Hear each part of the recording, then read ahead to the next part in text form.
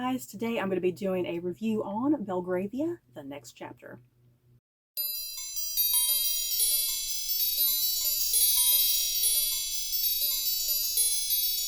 So before I head into my thoughts and feelings on Belgravia, the next chapter, I do not plan on having any sort of spoilers in this video. So if you have yet to watch the show, you should be able to watch this without getting spoiled. But yeah, if you have seen this series, definitely feel free to talk about spoilers with me down in the comments below. So yeah, let's get going. This is what you need to know about Belgravia, the next chapter.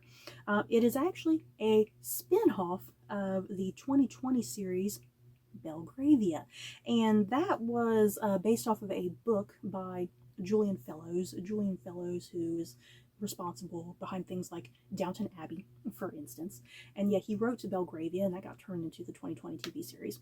So yeah, Belgravia, the next chapter, is a spin-off of that. It's set 25 years after the events of Belgravia, following Lord Frederick Trenchard, who falls in love and marries Clara Dunn, but happiness is short-lived as scandal, gossip, and miscommunication threaten to tear them apart. And yeah, that's kind of the basic synopsis of what the show is about. Really, let me tell you what the show is actually about. It's about really attractive British people doing and saying stupid things. That's what this show kind of boils down to. But I was totally here for all of the rich people drama and all of the idiotic things they were doing and saying. Seriously, this show, whew, I did like the show, you guys. I was definitely hooked and engaged, and I looked forward to it week after week. But it is so highly melodramatic. Oh my god, it reaches a point that it just seems like you're watching a historical version of a soap opera. I kid you not. It is so highly melodramatic. And yeah, people just hooking up all over the place, love triangles all over the place, couples that you don't expect to be couples. It's a lot. And as I said, it's about all of these characters doing and saying really idiotic and stupid things. When it's like, just communicate, you know, why can't people just communicate and tell their true feelings and like just straight up how things are? You know, that's where a lot of issues come in this show, is just people not communicating enough or communicating too much. And then in turn, just a lot of stupid idiotic things go down that could have been avoided, but it makes it super entertaining. Like I said, it is so highly melodramatic, but that's kind of the fun and joy of watching this show. Now, before I continue much further, can you watch Belgravia, the next chapter, without having seen the original Belgravia? My answer is yes. I think the next chapter can stand alone by itself. I think you can watch it without having seen Belgravia. Now, if you have seen Belgravia, it definitely helps inform certain things that go down in the next chapter. You know, it makes things easier to understand and process. But at the same time, yeah, if you've never seen the original show, I don't think you're going to be lost or confused or anything of the sort. I think the way the narrative in this plays out, it's really comprehensible and easy to understand, and yeah, you get the gist of certain things like past relationships or whatever, or past history. It all eventually develops and gets explained without having seen the prior show. But like I said, if you have seen the original Belgravia, it definitely helps inform certain things going on, that you'll kind of maybe be aware of things quicker than the characters and whatnot. And there are characters in the previous Belgravia. There are, I think, 3 characters from that show that do appear in the next chapter through like flashback sequences. So once again, if you've seen the original Belgravia, when those characters do pop up in the flashbacks, you'll kind of immediately be like, oh yeah, I know who that is, you know? But once again, it's not going to be confusing if you've not seen the original Belgravia at all. So yeah, going back to the fact that this show is really melodramatic and characters are doing and saying really idiotic, stupid things, the thing is, despite all of that, I think there is a deeper core and a deeper theme and messages to what is going on in this show. And it gets explained very nicely by the end, because there is a character at some point near the end that mentions, you know, that, you know, people are imperfect and people are human. And that's essentially what the show boils down to. It's about characters who are human and imperfect, that they have vulnerabilities and weaknesses. And sometimes those vulnerabilities and weaknesses get in the way of happiness and moving forward and whatnot, and allowing yourself to open up. So yeah, this show, despite all of the craziness and melodrama, good God, it definitely at least has some sort of core and message to it that makes it all easier to kind of just manage at the end of the day. So going through the cast really quickly, the type of characters you're going to expect on this show, we have Benjamin Wainwright, who plays Lord Frederick Trenchard. He is, from his last name, because he's a Trenchard, in the previous Belgravia show, there was a family, the Trenchards. So yeah, Frederick is from that family line. Like I said, set 25 years after the events of that first show and whatnot. Frederick, he's a man with a lot of demons. Yeah, guys, a lot of demons. And if you have seen the previous show, you definitely kind of get an idea very quickly what those demons are and why he's struggling and why he's being so closed off from certain people and whatnot. But I really liked Benjamin Wainwright as Frederick. And then we have Harriet Slater, who plays Clara Dunn, who becomes Frederick's wife. And Clara is just full of energy and full of life, and she has all these big hopes and dreams with her marriage with Frederick. But yeah, just little bits of gossip and scandal and miscommunication just start kind of interweaving within their relationship.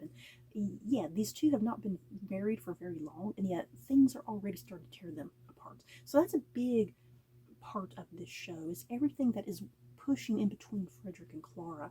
And it's kind of a thing of, are they ever going to figure out this mess that they've gotten themselves into, and can they communicate past these problems? And then we have Toby Regbo, who plays Reverend James Trenchard. I'm super excited to find out that Toby Regbo is going to be in this show. I love him. He was great in Reign and The Last Kingdom and The Discovery of Witches. I loved him in all of those programs. So yeah, I'm super excited that he was here in Belgravia. Toby Regbo, from his last name, he is the brother of Lord Frederick Trenchard, and the two of them are rivals, and there's a complete divide between them. And you get the idea fairly early on, like in episode 1 pretty much, that the two of them have not spoken in years, and there's a reason why. And that's kind of part of all the stuff that starts getting in the way between the relationship of Frederick and Clara. But yeah, I loved Toby Regbo in this.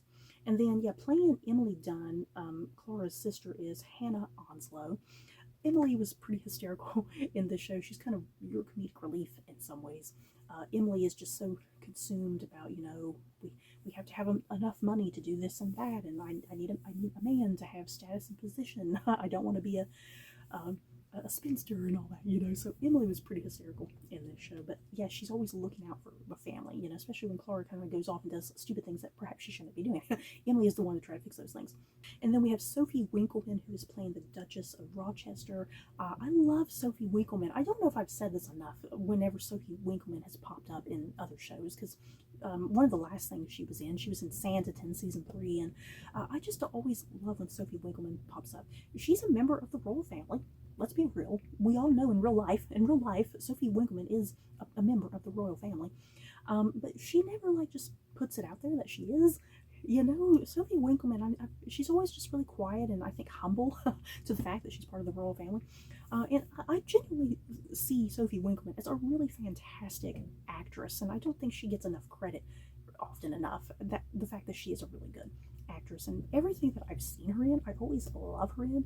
And yet her role as the Duchess of Rochester, I think, was really moving and powerful. And the Duchess is married to a man who's really wealthy, obviously, and their son Peter is suffering from some sort of malady. It seems like he's suffering from epilepsy. I wasn't quite sure what his medical condition was. It seemed like he was suffering from epilepsy and seizures and something like that. Because other than that, he seemed perfectly fine. It's just the seizures and the epilepsy, perhaps. But yeah, their son is struggling with this mental medical condition, and yeah, they're wealthy and privileged, and they want this to be a secret, that there's something wrong with their son, because their son is the heir to their family, and it can't be known that there's something medically wrong with him.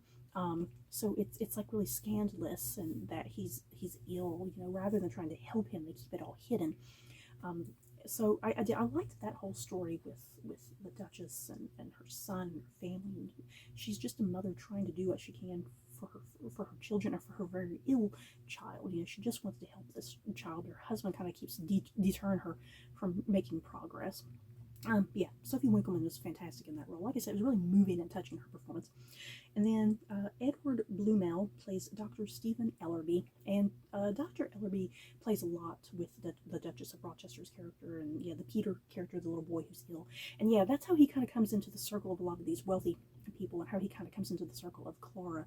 Uh, Dr. Ellerby, this is where we kind of get one of our big love triangles in the show, because not only does Frederick love Clara, but Dr. Ellerby also has a big, huge crush on Clara. And once again, just the show just gets so melodramatic, and we got like this love triangle, and it almost seems kind of unnecessary to have this love triangle at times.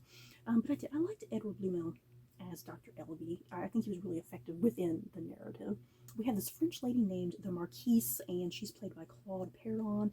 And the Marquise is a really interesting character, and I definitely can't talk about more with her because I get into spoiler territory. But yeah, she's a really wealthy woman who's kind of coming into England and making deals with all these other wealthy people, and trying to make investments and deals, and trying to get things, you know, going, like buildings and companies and all sorts of like things like that, you know, technical things, financial things. And yeah, Frederick kind of gets into that as well with this French woman. And yeah, the Marquise is really interesting. Her story goes to some unexpected places, and I like how she likes to stir up trouble between everybody. It was great. And since this is a Julian Fellows property, you definitely have to have like upstairs, downstairs drama. So playing like the downstairs characters, the servants and whatnot, we have Elaine Cassidy, who's playing the character of Davison, and Liam Garrigan playing Fletcher, and Gerard Horan playing Enright. These are all characters who are like servants within Lord Frederick Trenchard's his household and whatnot. I loved all these characters. They were all really, really good and compelling. I wish they could have shown more of them, especially the character of Fletcher, played by Liam Garrigan, you guys. I wanted more Fletcher. There was so much interesting potential with his character, and I feel like they didn't entirely go into all the great stuff there with his character.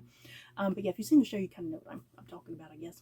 I need a spinoff with Fletcher. Can I have a spinoff with Fletcher? Seriously, I love him. I love Liam Garrigan, okay? And that's pretty much it for your kind of your main group of characters. Is there potential for this show to have a third season? Maybe. Maybe it'd be called Belgravia, the third chapter. You know, that's just my potential title for it. Belgravia, the third chapter, please. um, so yeah, the first show had its own story, its own standalone story. Then, yeah, like I said, the next chapter has its own standalone story.